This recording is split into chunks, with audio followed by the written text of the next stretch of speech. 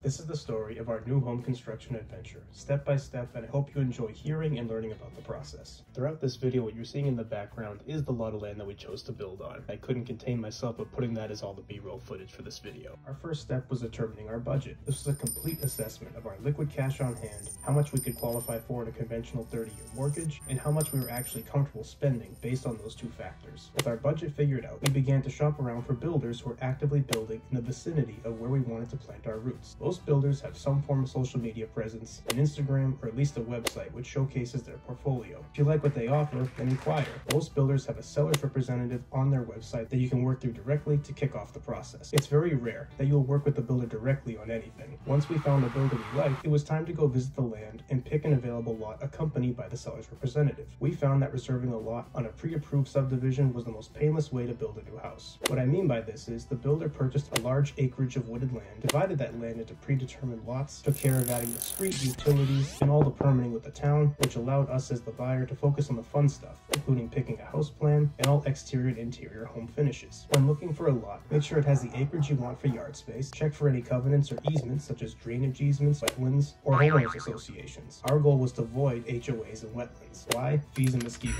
As soon as we picked the lot we liked, it was time to provide a $5,000 check to reserve the lot. Where does the $5,000 go? It's held in escrow by the builder's agent, normally a separate realty company, aka a third-party account, until the house is done at closing. Then the $5,000 is contributed toward your down payment on the list price of the home in the end. The next step was to pick the home plan. Our builder let us bring whatever plans we wanted. He said yes or no to them based on the lot setbacks from the property lines. If the house is too big for the lot, that would be the only thing stopping the builder from actually building it. We used a website, Artform Architecture, to pick our modern colonial style home plan. They have thousands of plans to pick from. Once the plan is selected, it is added to the builder's contract to build with a base price. The key here is base price. Let's say the price of the home, including the $5,000 lot reserve, is $500,000 for a nice round number. This is the price that will be displayed on the purchase and sale agreement that the seller's agent will supply to you, the buyer, to sign and return. The key here is you have not picked your siding color, window color, roof color, porch deck material and color, kitchen finishes, and many more things, which can all cost extra via upgrades. Here's where you need to be careful based on your original budget. If you want to upgrade, then make sure you have liquid funds available. On that $500,000 base price, it is not unrealistic for all that to turn into a $600,000 final price with all the upgrades included.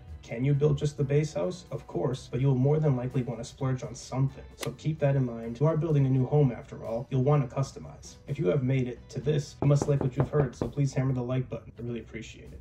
So if you elect to upgrade in the building process, the purchase and sale agreement will be updated, which will increase the cost of the list price of the house. Now to get the house building started, it's time to sign the initial purchase and sale agreement with the home plan locked in and your lot reserved. Prior to that, you should work with your lender for a pre-approval letter stating that you can in fact afford to borrow enough to cover what will be your mortgage for your new home. Your mortgage and mortgage rate are not part of the process or equation until 60 days out from home closing. The pre-approval letter carries you through the process and the builder carries the cost of construction until closing, minus upfront costs and upgrades. Our builder requested an additional $20,000 check to break ground. This is also held in the seller agent's escrow account and contributes towards your down payment at the time of closing. As soon as you sign the purchase and sale agreement, your new home construction begins with a slated closing date, which is typically shown 6 months out from the signing date of your purchase and sale. And be prepared for delays. They happen. You are officially off and running building your brand new home. Many more videos to come. Please comment below with any questions and I will answer each and every one in a follow-up video or right in the comment section. Have an amazing day.